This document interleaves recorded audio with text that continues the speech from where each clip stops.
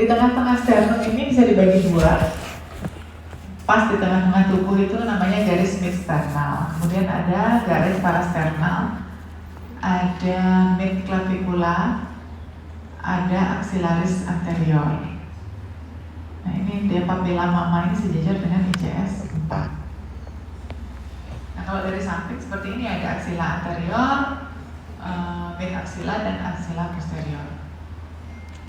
Kalau dari belakang seperti ini ada garis vertebra, ini benar-benar di tengah ya, di processus sigmoideus, ini tarik garis dari corpus vertebra itu. Ada namanya garis scapular di sini. Tepi bawah scapula ini sejajar dengan ICS 7.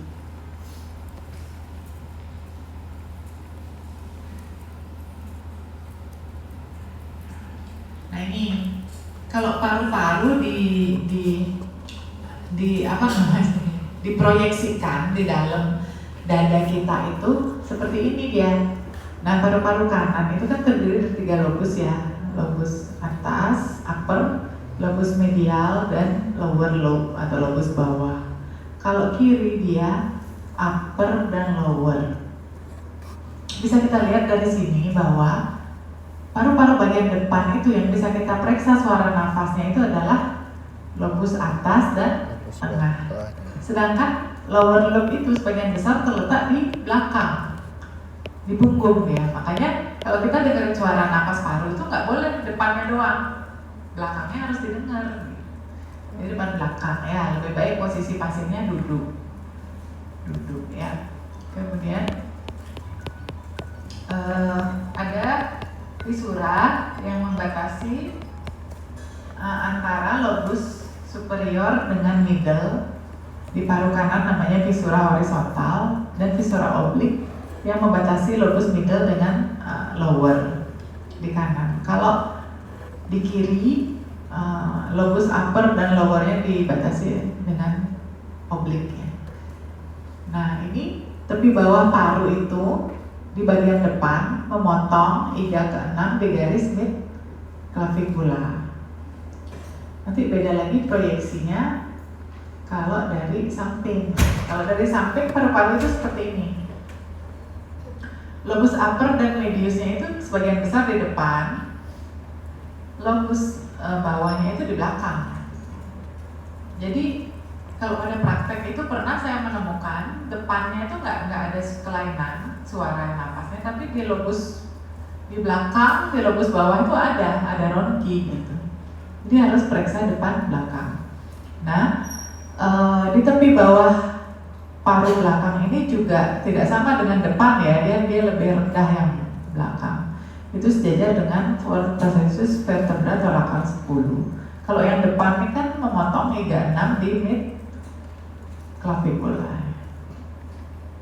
Kalau yang ini memotong iga 8 di mid axillary. Jadi dia mereng, ya, paru itu mereng kalau penampakan dari samping. Nah ini kalau dari belakang kita bisa lihat bahwa sebagian besar lobus bawah atau lower lobe dari paru kanan dan kiri ini kita dengarkan bunyinya di belakang. Dan tingginya paru ini juga bisa berubah sesuai dengan inspirasi dan ekspirasi. Kalau inspirasi biasa ya udah torakal 10 ya, tapi kalau inspirasinya dalam bisa sampai torakal 12. Dia turun batas parunya. Nah kita juga harus bisa melihat klavikula itu di mana, kemudian dari trakea terjadi percabangan menjadi bronkus kanan kiri itu di mana. Dari belakang juga kita harus tahu. Jadi nanti kita bisa tahu tuh di mana dengar suara nafas. Gitu. Nah, pemeriksaan paru itu kan inspeksi, palpasi, perfusi, auskultasi. Kalau perut apa bedanya perut? Auskultasi. Inspeksi, auskultasi. Inspeksi, auskultasi. Palpasi, perfusi. Ya. Jadi kalau paru ingat inspeksi, palpasi dulu, perfusi yang terakhir baru Auskultasi. Apa yang bisa diinspeksi, yang bisa dilihat dari paru? Pertama, bentuk toraks. Bentuk toraks itu normalnya kayak kita ini ya, simetris. Dalam potongan melintang, bentuk elips, transversalnya lebih panjang dari anteroposterior. Orang normal itu kan ke samping ini lebih panjang dari ke anteroposterior ya. Tapi pada orang dengan barrel chest, itu dada gentong ya pada PPOK, itu lebih panjang ke depannya daripada ke samping. Jadi terlihat dia dari samping itu kayak gentong dadanya ya. Barrel chest. Kemudian bentuk yang abnormal lagi ada namanya funnel chest. Ada pigeon chest. Coba nanti kita lihat gambarnya. Ini agak hang nih. Nah ini barrel. Ini kalau yang normal kan diameternya ini kurang dari ini kan. Tapi kalau orang dadanya gentong, diameter anteroposteriornya bisa lebih tinggi daripada transversalnya. Ini biasanya pada PPOK. Nah kalau bayi ya normal gitu dadanya kayak gentong, tapi kalau udah tua itu kemungkinan kena penyakit PPOK. Nah ini namanya funnel chest atau pectus excavatum. Kalau ini pigeon chest itu dada burung. Pernah lihat burung dara nggak? Dia kan gini kan, dadanya itu kayak membusung gitu. Ya ada orang yang dadanya seperti itu.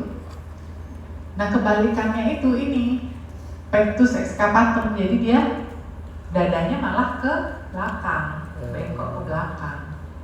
Nah ini adalah abnormality yang bisa kita lihat dari bentuk dada.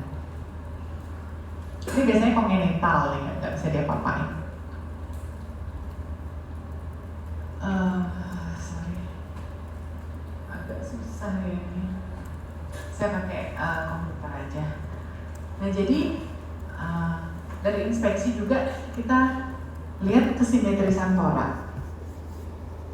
Pada keadaan statis tuh seharusnya torak itu simetris, tapi ada juga yang tidak simetris, bisa diakibatkan oleh deformitas tulang belakang. Kalau udah deformitas tulang belakang, ya dia kemungkinan gini dia yang clavicula-nya itu lebih rendah kanan misalnya daripada yang kiri. Tulang belakangnya bengkok. Itu kalau keras banget baru bisa dilihat. Kalau nggak keras nggak bisa dilihat. Cuman kalau di ronsen itu kelihatan ya. Nah, toraks mencembung pada satu sisi. Kadang-kadang satu sisinya mencembung, misalnya pada efusi pleura ya, pasti ada sesuatu yang mengisi sisi itu sehingga dia cembung. Misalnya terisi cairan atau efusi pleura, terisi udara pneumotorak, terisi tumor, terisi aneurisma aorta, terisi abses atau efusi perikard, itu toraknya pasti lebih cembung. Nah torak mencekung, beberapa pasien kalau atelektasis itu memang dadanya itu lebih kempes yang satu ketimbang yang normal. Itu biasa terjadi pada atelektasis, fibrosis itu kan paru-parunya jadi fibrotik, terus ada penarikan jadi mengecil.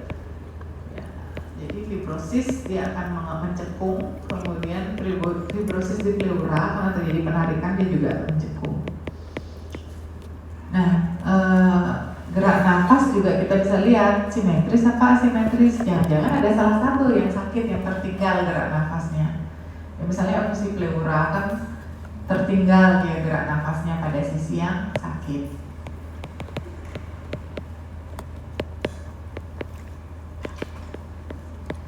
Nah, selain itu yang bisa dilihat apa? Frekuensi nafas, iramanya, kedalaman nafas. Normalnya orang nafas itu kan pada orang normal 8-16 kali per menit teratur, terdiri dari fase inspirasi dan ekspirasi. Tapi ada juga nafas yang nggak abnormal seperti tachypnea, hiperventilasi, bradypnea, chest-stroke, biot, sigh, dan yang lain-lainnya. Kalau nafas Kussmaul tuh nafas apa sih? Tahu nggak nafas Kussmaul? Nafas cepat dan dalam biasanya pada ketoasidosis diabetes. Nanti ya kalau kalian sering lihat pasien, lama-lama akan tahu, baru melihat ini udah tahu, oh ini oh ini kusmol nih, ini pasti ketoasidosis diabetes. Ini Chance-Stop nih pasti ada kelainan di sarafnya. Ini apa ya? Oh ekspirasinya memanjang, ini pasti ada PPOK. Kalau udah sering lihat pasien akan dari anamnesis sama ngelihat aja belum auskultasi udah tahu. Bradypno, misalnya pasiennya kok napasnya lambat ya, dalam 1 menit cuma 5 kali itu pasti ada sesuatu ya. Kalau nggak kepalanya yang rusak, mungkin dia minum obat-obatan yang bikin depresi nafas gitu. Nah ini contoh-contoh nafas, ada ini tachypno, nafas cepat dan dangkal, biasanya pada pneumonia, pada nyeri. Jadi orang yang sesak nafas itu belum tentu kelainannya di paru. Ya, cepat, misalnya orang habis operasi tiba-tiba sesak, ya belum tentu juga dia pneumonia kan, bisa jadi karena nyeri. Atau memang dia ada demam, batuk, dahak purulen, tachypno ya, memang pneumonia berarti gitu. Jadi anamnesis itu sangat penting ya, sangat penting disinergikan dengan hasil pemeriksaan fisik. Kemudian ada napas cepat dan dalam, namanya hiperventilasi atau yang tadi saya bilang tuh kusmol tuh. Misalnya sehabis olahraga, habis dikejar anjing, ya cemas, asidosis, nah itu cepat dan dalam. Bradypno misalnya karena koma, karena peningkatan tekanan intrakranial, karena obat-obatan juga bisa. Chance-Stop nih sering sekali pasien stroke itu sesak nafas kan, nafasnya cepat 40 kali per menit. Dikonsulkanlah ke paru karena pneumonia, padahal ronsennya normal, nggak ada apa-apa. Ya kemungkinan dia kena Chance-Stop ini, jadi nafasnya cepat dulu, nanti berhenti dia, nanti biasa lagi, habis itu nanti cepat lagi. Jadinya kita bisa, oh ini bukan pneumonia ini kelainan intrakranial gitu, penapasan biot, penapasan C. Jadi dari lihat pasien kita udah tahu, oh ini kayaknya kelainannya di sini. Kemudian tanda lain yang bisa dilihat ada retraksi otot bantu nafas. Yang termasuk otot bantu nafas yang mana aja? Kalau dewasa, sterno, kledo, mastoid. Jadi kalau pasien PPOK yang sering sesak itu, ini lehernya tuh gede, sternocleidomastoidnya membesar dia, sering dipakai. Ya, terbantu nafas, kemudian pelebaran vena, misalnya ada spider nevi di kayak jaring laba-laba tuh di dadanya, oh kok mungkin dia sirosis gitu ya. Terus ada pelebaran vena di kanan atas biru-biru, oh mungkin dia vena cava superior syndrome. Kemudian yang bisa dilihat lagi ada tumor, ada benjolan, kemudian ada kelainan kulit. Itu semua bisa dilihat dengan inspeksi. Nah, setelah inspeksi kita lihat-lihat pasiennya, kita masuk ke palpasi. Palpasi itu jangan lupa, walaupun ini judulnya pemeriksaan fisik paru, tetap kita harus periksa dari trakea. Kemudian periksa pembesaran kelenjar kita bening di leher. Karena penyakit saluran nafas itu enggak cuma di bawah trakea, di paru, dia juga bisa berasal dari atas. Jadi kita harus bisa membedakan dan harus periksa juga. Nanti dipraktekkan sama temennya ya, gimana caranya periksa trakea. Kemudian, nah setelah trakea sama pemeriksa kelenjar getah bening, kita bisa periksa palpasi dinding dada untuk mengetahui geraknya simetris atau tidak.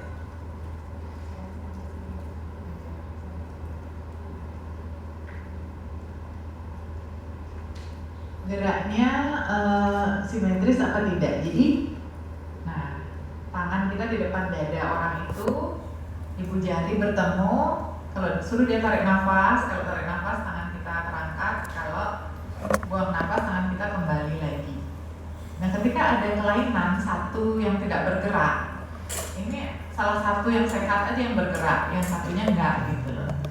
Jadi palpasi itu juga untuk mengetahui simetrisitas gerak nafas. Ya, itu nanti bisa dipraktekkan sama teman. Kemudian dari palpasi juga kita harus mencari nyeri, ada nyeri tekan apa tidak. Kemudian bengkak atau benjolan atau peradangan atau tumor kita bisa dapatkan dari palpasi. Nah, selain itu dari palpasi juga bisa dapat fremitus vokal. Fremitus vokal itu gimana cara periksanya? Pakai? 7. Ya, bagian ini nih tepi dari jari ya. Kenapa nggak pakai telapak? Kenapa harus pakai tepi? Tipis. Nggak tahu ya. Tepi ini lebih sensitif ya, lebih tipis kulitnya. Kalau telapak ini kan tebal ya, apalagi tangannya kapalan tuh ya. Nanti nggak kerasa nanti fremitusnya ya. Iya. Jadi fremitus begini 77 misalnya mengucapkan kata, tapi bandingin kanan kiri. Kalau dia simetris, berarti ya normal. Tapi kalau satunya nggak berasa, satunya berasa, berarti di tempat yang tidak berasa itu ada yang tidak normal. Selalu bandingkan kanan kiri, yang sehat dan tidak sehat. Itu palpasi ya, palpasi tadi udah. Sekarang perkusi. Perkusi dinding dada itu sebenarnya banyak yang bisa didapat ya, kayak batas jantung, batas paru hati, paru lambung, batas atas paru belakang, ya, lebar mediastinum, daerah kronik, semua bisa diperkusi. Nah ini nih perkusi batas jantung. Batas jantung kiri itu 1 jari medial dari garis midclavicular kiri, CS5. Atasnya CS3 parasternal kiri, kanannya tengah-tengah sternum sedikit kanan. Dan suaranya itu redup karena jantung itu isi cairan. Jadi kalau suara paru itu sonor, suara jantung itu redup. Kalau ada perubahan dari sonor ke redup, berarti itulah batas jantungnya. Nah misalnya kalau batas jantung kirinya malah sampai ke mid axilla, berarti kan jantungnya membesar. Nah batas paru hati, hati itu di mana? Kanan apa kiri? Kanan. Jadi lakukan perkusi mulai dari papila mama ke distal ke bawah. Kalau terjadi perubahan suara dari sonor ke peka ya, maka itulah batas paru hati. Batasnya itu bisa merendah kalau ada emfisema paru atau pneumotoraks. Batasnya meninggi kalau ada fibrosis paru atau pleura. Nah, kalau batas paru lambung carilah di kiri dari papila mama ke bawah. Kalau terjadi perubahan suara dari sonor ke timpani ya, disitulah batas lambungnya. Nah, kalau batas paru belakang, memang paru belakang itu akan berubah-ubah batas bawahnya tergantung inspirasi atau ekspirasi. Dari ujung skapula kita perkusi, kalau perkusinya dari sonor jadi redup, berarti itulah batas paru belakang. Nah kemudian kronik, daerah kronik ini, kalau zaman dulu itu ya mana ada zamannya siapa namanya Hippocrates. Mana ada ronsen, dia nggak punya ronsen. Nah dia nyari TBC kronik ini adalah untuk memeriksa apex paru. Kalau TBC kan banyak di apex ya. Gimana caranya kita tahu dia ada kelainan ya periksa kronik. Jadi periksanya di sini. Apex paru itu tadi kan udah lihat dia itu di atas clavicula. Jadi periksa dari sini, di perkusi, kemudian di auskultasi gitu. Jadi kalau ada kelainan, dia beda antara kanan dan kiri, berarti apex parunya salah satu ada kelainan. Biasanya itu TBC.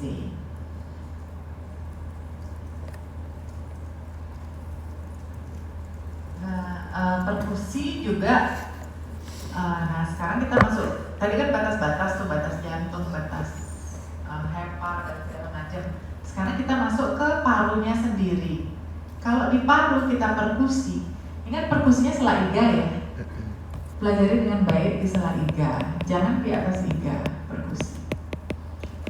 Kalau perkusi itu sampai di paru itu suaranya redup ya. Kalau normalnya kan sonor. Kalau sampai dia redup, berarti dia ada cairan dalam parunya itu, entah pneumonia, entah fibrosis, entah atelektasis atau tumor. Ada sesuatu lah di parunya yang mengganggu suara.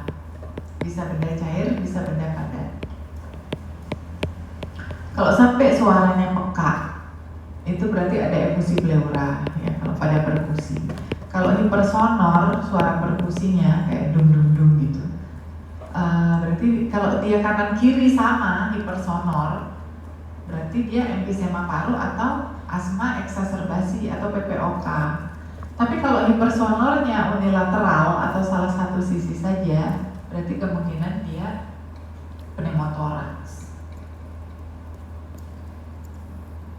Nah sekarang kita masuk ke auskultasi. Auskultasi mulai dari apex ke basal paru ya. Nah ini auskultasinya harus depan belakang. Dari tadi juga inspeksi depan belakang, palpasi depan belakang.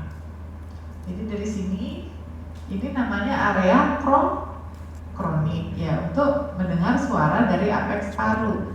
Satu, kemudian kedua, ketiga. Jadi kayak ular ya. Merangsanya dari sini ke sini, sini ke sini, sini. Kayak ular. Itu sudah ada titik-titik mana aja yang harus didengarkan suara auskultasinya. Kemudian ini juga sama kayak ular 1, 2, 3 ya. Ini dia kayak ular.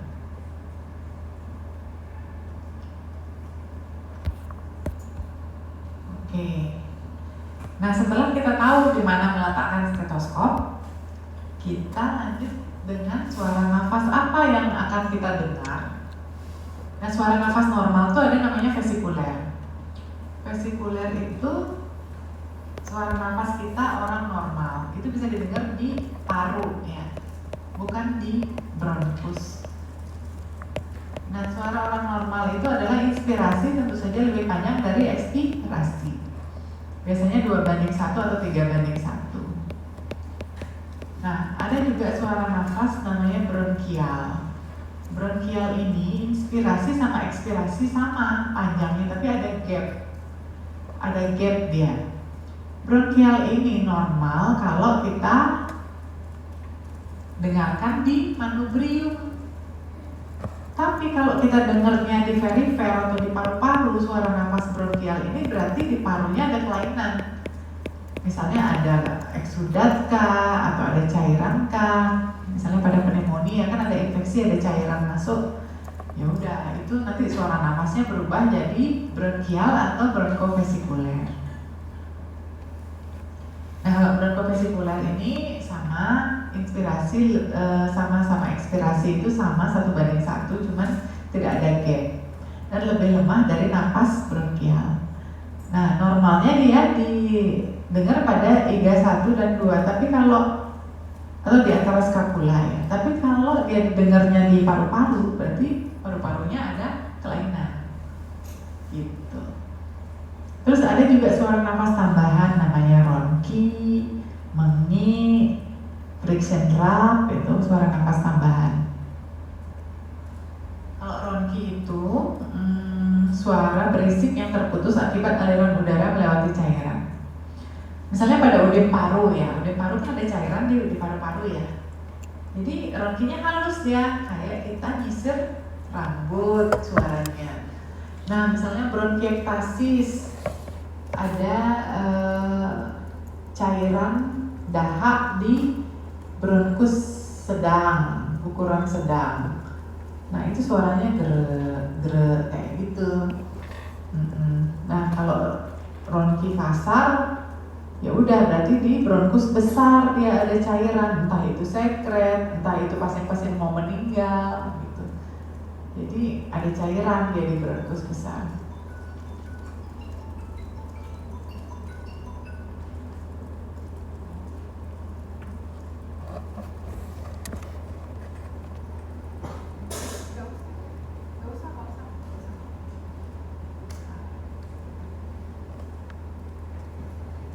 Nah kemudian kalau bising mengi itu gampang, suaranya itu ya gampang lah. Biasanya pada asma PPOK. Yang agak susah dibedakan tuh nanti ronki apa bronkofasikular atau bronkial, itu yang agak susah ya. Kemudian ada namanya pleural friction trap atau gesekan ya. Misalnya ada infeksi di pleura, dia akan menggesek antara pleura visceral dan parietal. Itu seperti suara gesekan dua buah kertas. Jadi jika mendengar suara seperti itu, kemungkinan ada infeksi di pleura, namanya pleuritis. Ada juga suara lain yang bisa kita kenal dengan auskultasi. Misalnya kita suruh pasiennya ngomong ya, mengucapkan 1-2 kata berulang-ulang, misalnya 7777. Normalnya kalau pakai stetoskop itu suaranya itu jauh atau samar. Tapi kalau suaranya sangat keras, bahkan lebih keras dari orang yang ngomong, itu namanya bronkofoni, berarti ada cairan di dalam alveolinya. Nah, bronkofoni ini biasanya terdapat pada pneumonia. Ada juga suara stridor. Kalian sering dengar orang ngorok kan? Nah, itu stridor. Tapi kadang-kala stridor itu tidak seperti itu dia suaranya. Kadang-kadang tidak seperti orang ngorok ya. Kadang-kadang kayak suara botol ditiup. Gitu. Jadi itu seperti itu. Nah, kalau udah mendengar bronkofoni di mana suara orang itu lebih keras kita dengar di stetoskop, berarti kemungkinan dia kena pneumonia. Nah, kalau suara orang itu tidak terdengar, suara nafas itu nggak terdengar, misalnya kita periksa di dada pasien, kok suara nafasnya nggak kedengeran, kemungkinan ada efusi, bisa ya ada sesuatu di pleura yang menutup jalan suara, misalnya efusi, pneumotorak, penebalan pleura, dan lain sebagainya. Aduh, ngantuk banget ya. Terus terang saya juga ngantuk banget nih. Kalau gitu kita main kuis aja dulu ya. Dari penjelasan saya tadi, saya kasih kasus deh kalian. Siapa yang bisa jawab? Pasien laki-laki 25 tahun datang ke UGD dengan sesak mendadak sejak 2 jam sebelum masuk rumah sakit. Sesaknya itu dipicu oleh karena dia ngangkat berat. Nah, setelah diperiksa di UGD, ternyata dari inspeksi itu salah satu toraknya itu kan sesak nafas ya, nafasnya cepat dan dangkal ya, sesak nafas. Kemudian dari toraknya itu asimetris, kanan tertinggal. Kemudian agak cembung yang kanan, agak cembung. Kemudian dari palpasi geraknya tertinggal yang kanan, vokal primitusnya yang kanan turun. Kemudian dari auskultasi yang kanan hipersonor, yang kiri normal. Dari auskultasi juga suara nafasnya melemah yang kanan. Kira-kira sebelum di ronsen pasien ini diagnosisnya kalian apa sih? Coba dari yang saya ajarin tadi, diagnosisnya kalian apa? Ada yang mau jawab? Gak salah juga gak apa-apa. Silakan angkat tangan yang mau jawab. Ya. Pneumotoraks. Ya, betul, pneumotoraks. Yang lain kepikiran nggak? Pikiran apa enggak? Iya, pneumotoraks itu emergency. Kita nggak bisa nunggu ronsen kalau pneumotoraksnya dari sini pasiennya mati duluan. Jadi dari pemeriksaan fisik aja kita udah harus tahu, oh ini harus kontraventil. Tusukkan jarum di ICS, tusukkan aboket di ICS 2. Jangan ragu-ragu. Ya, setelah itu kita mulai lagi ya. Ada pasien datang ke UGD. Dia itu batuk sejak 1 minggu yang lalu. Kemudian ada demam. 39. Ada sputum purulen, dia susah banget mengeluarkan darah. Kemudian pemeriksaan fisik parunya pada inspeksi sih masih simetris ya, masih simetris, tidak ada tumor, tidak ada apa-apa di dinding dadanya yang bisa kalian lihat. Kemudian palpasi, vokal primitusnya itu naik, meningkat pada sisi kiri. Vokal primitusnya naik, meningkat pada sisi kiri. Palpasi. Gerak nafasnya, ya sisi kirinya agak tertinggal sedikit. Ada palpasi ya. Perkusinya redup yang kiri. Kemudian auskultasi yang kiri, bronkofoninya positif. Suara nafasnya itu bronkovesikuler dan ronki di kiri. Kira-kira diagnosisnya apa ya? Ayo angkat tangan. Angkat tangan. Coba cari bronkoponi. Belum jadi dokter nih kalau belum bisa diagnosis. Bronkoponi. Bronkoponi. Ada bronkoponi. Salah nggak apa-apa. Nih. Ya, pneumonia betul. Betul, berarti sudah paham. Saya kasih kasus lagi. Ini sebenarnya waktu saya ngajar lagi berapa lama ya? Oh, masih lagi banyak. Masih banyak. Minta tisunya. Ada pasien datang ke UGD dengan sesak nafas. Dia sebenarnya nafasnya udah berat dari 3 hari yang lalu, cuma dia baru ke UGD sekarang karena sekarang dia udah nggak tahan. Nah, dia sebelumnya memang punya riwayat alergi, ya punya apa namanya riwayat suka sesak, hilang timbul terutama di malam hari. Nah,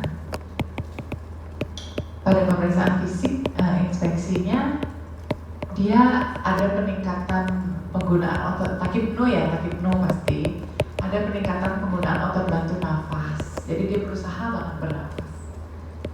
Palpasi masih simetris, cuma vokal primitusnya masih normal. Perkusi sedikit hipersonor bilateral ya, kanan kiri hipersonor tapi sedikit lah. Kemudian auskultasinya ada wheezing. Asma. Kalau orangnya muda, kalian itu diagnosis apa? Asma. Asma. Kalau orangnya tua, PPOK. ya lihat dulu ya riwayat merokoknya. Jadi dia PPOK, tapi kadang-kadang PPOK tuh nggak ada wheezing. Yang ada adalah ekspirasi memanjang. Normalnya kan ekspirasi lebih panjang dari ekspirasi ya, 3:1. Tapi ketika orang tuh ekspirasinya memanjang, jadi ekspirasinya memanjang, lebih panjang dari inspirasinya, itu bisa jadi PPOK. Jadi saya selama ini pada akhirnya karena sering melihat pasien, baru melihat saja udah tahu PPOK tuh, belum auskultasi. PPOK tuh efusi ini kita bisa tahu dari hanya melihat aja. Jadi saya saran nanti kalau kalian koas, walaupun kalian hanya observe anamnesis pasien dan periksa fisiknya, itu benar-benar modal utama untuk menegakkan diagnosis. Karena kalian itu di era BPJS, di mana nanti pada kenyataannya kalian itu cuma bisa periksa anamnesis, pemeriksaan fisik, foto torak, dan lab sederhana misalnya kayak DL, OTPT, bunisi, cuma segitu. Apalagi di puskesmas nggak ada foto torak, gimana coba menegakkan diagnosis? Apalagi pasien itu emergensi. Kalau pernapasan kan emergensi. Kalian juga harus bisa bedakan dengan pasien Tuh. jantung. Nah, pasien sesak, kemungkinannya kan bisa macam-macam kan? Paru, jantung, lambung bisa sesak, cemas bisa sesak. Ya gimana? Dari pemeriksaan fisik kalian bisa, oh ini kelihatannya paru nih pneumonia, oh ini jantung nih udem paru. Udem paru gimana? Udem paru itu dari anamnesis kita harus tanya dia ada riwayat jantung nggak, ada dyspnea on exercise nggak, ortopnu nggak. Kita harus tanya itu semua pertanyaan. Kakinya bengkak nggak, lihat kakinya bengkak nggak, GVP-nya naik nggak. Dari pemeriksaan fisik paru ada ronki nggak, ronkinya jantung gimana, basal bilateral. Nyari ronki jantung jangan di depan, carilah dia di belakang, basal bilateral, ronkinya halus. Kemudian selain ronki pada jantung pun ada, bisa kalau di parunya terlalu overload ya, itu bisa wheezing, namanya asma kardiale. Jadi kalau asma murni, asmanya paru-paru, itu wheezing saja. Kalau asma kardiale, dia ada wheezing, ada ronki juga basal. Nah, itu kalian harus bisa memutuskan, jangan sampai pasien jantung kalian kasih obat asma, pasien asma kalian kasih obat jantung, nggak nyambung nanti. Kardiale siapa? Bisa wheezing. Oke deh, Oh, apalagi ya? jantung. Kasus deh, ada pasien tua, kurus, batuk darah. TBC. Jangan pikir TBC dulu. Batuk darah tuh banyak kemungkinannya, jangan pikir TBC dulu. Pada pemeriksaan fisik, dia ada pelebaran vena kolateral, mukanya bengkak. Kemudian di kanan ya, di kanan. Pada pemeriksaan fisik paru di kanan atas, jadi inspeksinya asimetris ya, kanan atasnya agak tertinggal. Kemudian palpasinya vokal plenitusnya turun, perkusinya redup, cuma di kanan atas, tidak sampai bawah. Auskultasi suara nafasnya tidak terdengar atau turun. Kira-kira apa diagnosisnya? Salah nafas. Ada yang mau jawab? Meninggal. Gak apa-apa, salah. Gak apa-apa.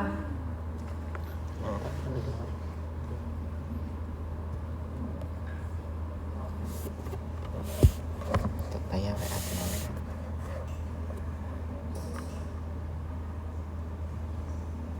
Cuma di kanan atas loh kelainannya. Kira-kira apa ya?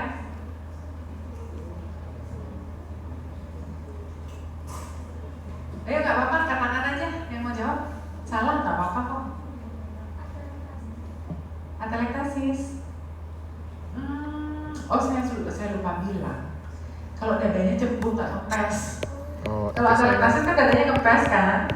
Nah, saya lupa bilang dadanya cembung. Emphysema. Suara nafasnya turun, perkusinya redup. Emphysema. Berarti ada airnya Ada nggak sih? apa fusi dia? Kalau infusi kan sampai bawah. Oh, emphysema. Air kan bawah kan. Air itu kan nyari gravitasi dia di bawah. Tapi ini cuma di kanan atas. Tumor, ya, tumor paru. Bedanya tumor sama atelektasis itu sama. Cuman bedanya satunya kempes, satunya cembung. Satu mengisi, satu menarik gitu ya. Ya gitulah. Ya. Kalau atelektasis itu saya pernah lihat yang atelektasis satu parunya nggak bisa dipakai, itu kempes. Memang dadanya kempes satunya normal. Nanti kalau lihat pasien coba deh. Lihat dulu diagnosisnya dari para residen itu, lihat diagnosis habis itu cocokkan sama pasien. Gitu.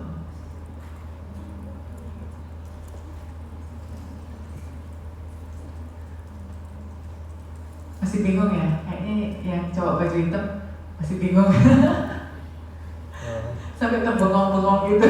nah. Nanti belajar lagi sama temannya. Ih, Belajar dulu dengar suara nafas temennya yang normal. Nanti kalau udah lihat pasien, belajar yang nggak normal. Saya mau dengerin ya, we listen, we don't. Kalau efusi gimana? Coba ada yang jawab deh. Efusi, coba inspeksi, palpasi, perfusi, auskultasinya dapat apa? Efusi pleura.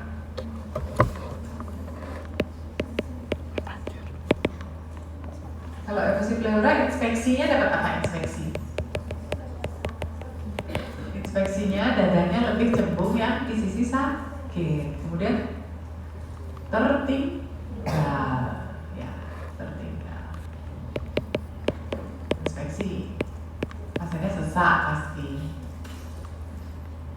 Palpasi,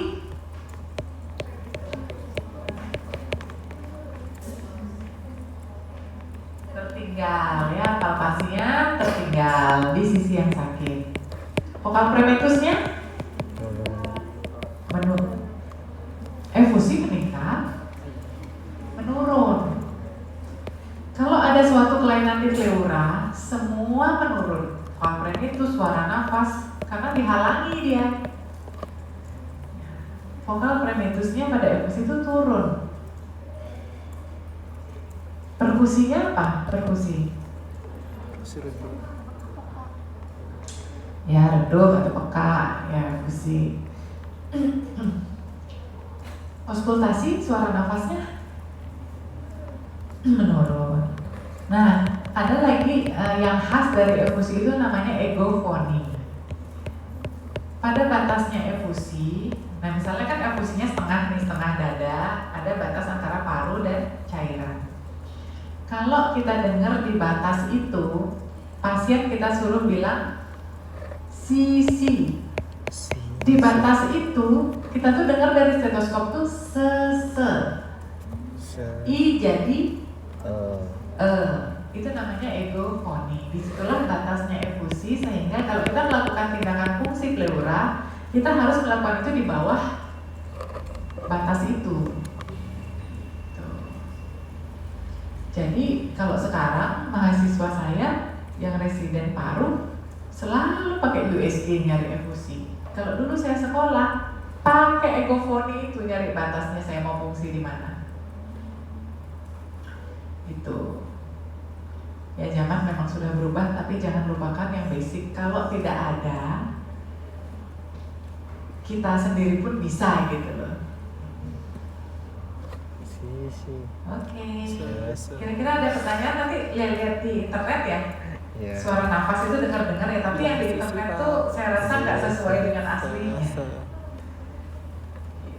Yang di internet itu kayak ronki itu agak bergemuruh dia, padahal kalau kita dengar ronki itu benar-benar kayak kita nyisir rambut nih. Ronki halus itu benar-benar kayak kita nyisir rambut nih kedengarannya.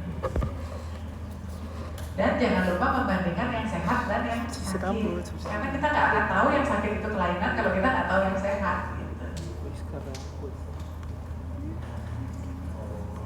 Oke.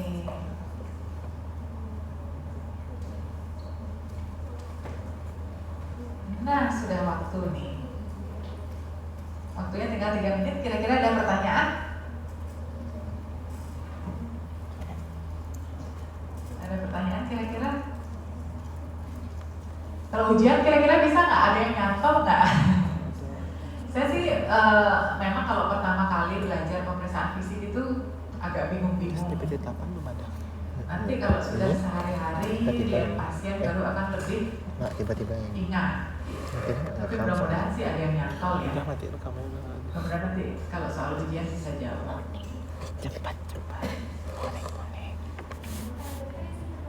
Iya.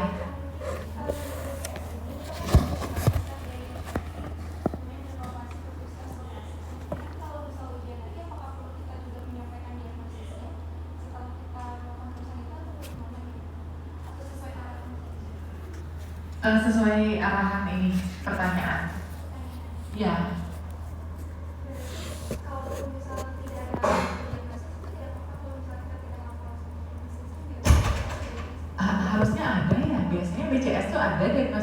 Kalau dulu gimana? Kalau dulu kita udah sempat belajar perusahaan orang sudah besar, tapi Ah. memang tidak diarahkan untuk diagnosis. Tapi mungkin semester ini kita akan pelajari semuanya.